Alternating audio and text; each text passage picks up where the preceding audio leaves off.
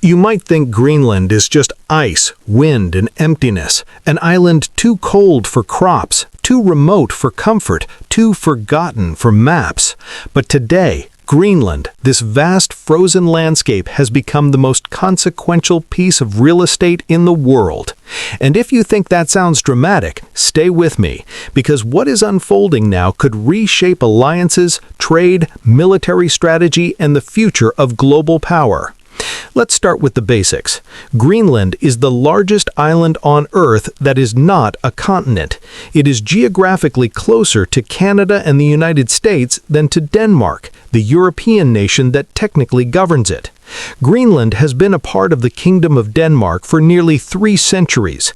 In 1979, it achieved home rule. In 2009, it expanded that autonomy. But it remains, in legal terms, Danish territory. It is not American soil. And yet today, an American president's words have thrust it onto the front page of global geopolitics. When Donald Trump publicly declared that landing a boat there 500 years ago doesn't mean you own the land, he wasn't indulging in historical trivia. He was signaling intent, a strategic claim, a geopolitical message resonating from the North Atlantic to Beijing, Moscow, Brussels, and Ottawa. He was saying, in effect, that Greenland is not just ice and sunless months, it is leverage. Because Greenland sits at the opening of the Arctic. Its fjords and inlets are gateways to the North Pole. For centuries, that region was locked in perpetual winter, inaccessible and unimportant. But in the last decade, climate change has melted sea ice at an alarming rate. The Arctic is opening. Shipping lanes that once required icebreakers are now navigable for months at a time. That is not theory, that is observable reality. And melted ice does not just open water, it reveals resources. Under Greenland's ice lie mineral reserves, rare earth elements that are crucial to the tech industry, to renewable energy, to defense technology. There are deposits of uranium, nickel, zinc, copper, oil, and gas. These are not fringe resources, they are strategically critical. Without rare earths, you cannot make the magnets in electric vehicles, the precision guidance in missiles, the semiconductors that power supercomputers.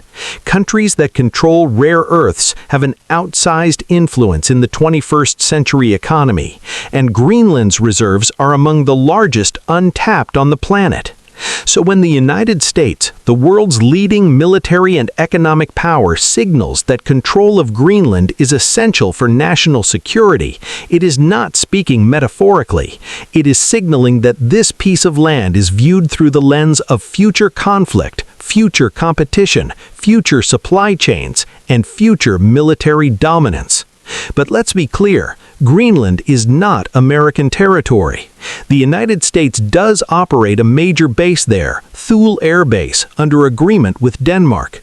Thule is the northernmost American military installation, tasked with early warning detection systems, missile tracking, space surveillance, and strategic radar. That base has been in operation for decades. It exists with permission. It exists with understanding among allies. But that is not ownership.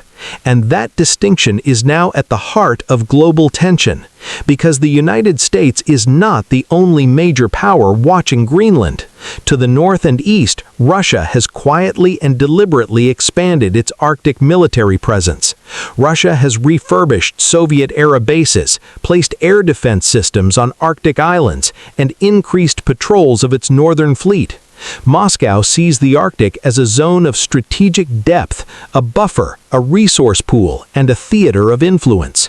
Russia's military doctrine explicitly identifies control of the Arctic as a key national priority, partly because of the proximity of the Arctic to northern Europe and North America. And then there is China. China is not an Arctic nation. Its borders do not extend into the polar region, but it has declared itself a near-Arctic state and has invested billions in articulating its interests in the Arctic. China's scientific research stations, shipping initiatives, and energy investments are part of a long-term strategy to secure access to Arctic routes and resources. The melting of polar ice could shorten trade routes between Asia and Europe by weeks compared to traditional passages through the Suez Canal. For an export-driven economic power like China, that is more than opportunity, it is strategic advantage. Now imagine Greenland, with its resources and strategic location, not governed by an allied partner, but under the influence or control of a major power. That is not a hypothetical. That is now being publicly discussed in Washington. In recent statements, senior American officials have said that if the United States does not act to secure Greenland, then Russia or China will. This is not subtle language. This is the language of competition, of zero-sum geopolitics, of a world where strategic territories are not negotiated, but seized. But here's where the suspense deepens, because Russia and China are not reacting the same way. Russia's response has been measured. Moscow views this moment as an opportunity, not a crisis. If the United States pushes Greenland towards control, Russia's Arctic ambitions become easier. A fractured alliance between the US and its European partners weakens NATO. That is Moscow's calculation.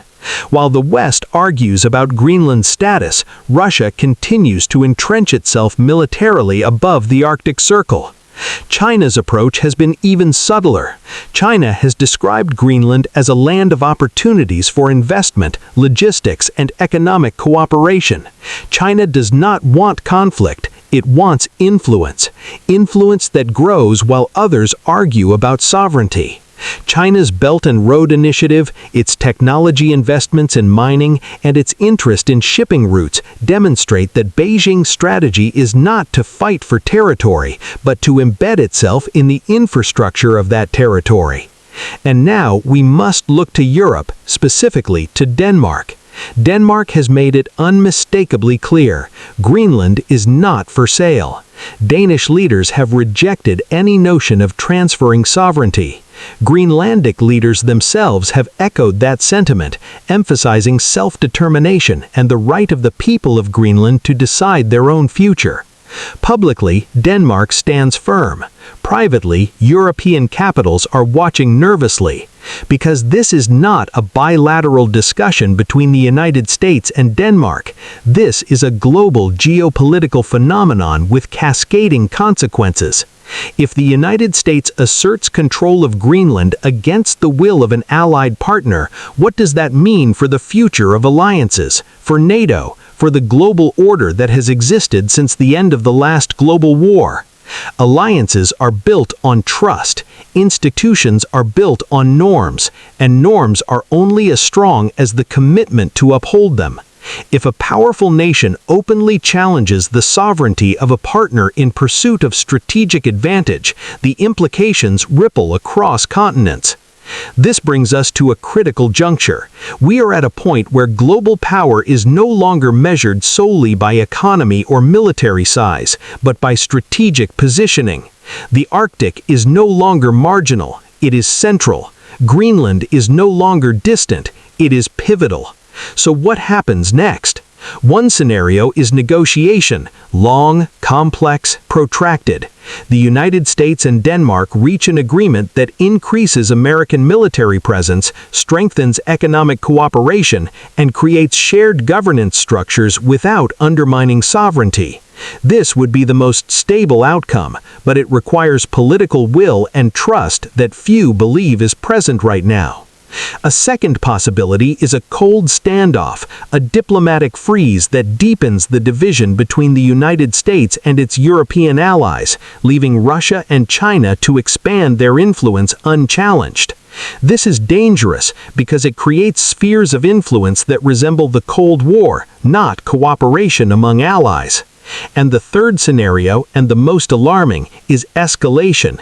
If words turn into action, If strategic intent is backed by military deployment without agreement, we could see the first major territorial conflict among major powers since the end of the last global war. And if that happens, if Greenland becomes a flashpoint, the world will look back on this moment as the pivot point, the moment when the Arctic shifted from environment to arena, when geopolitical suspense became global crisis. Because Greenland is not just ice. It is the future of trade routes, resource control, military advantage, and global balance. And if nations are willing to threaten control, if they are willing to challenge sovereignty and reconfigure alliances, then we are witnessing the dawn of a new era in world politics.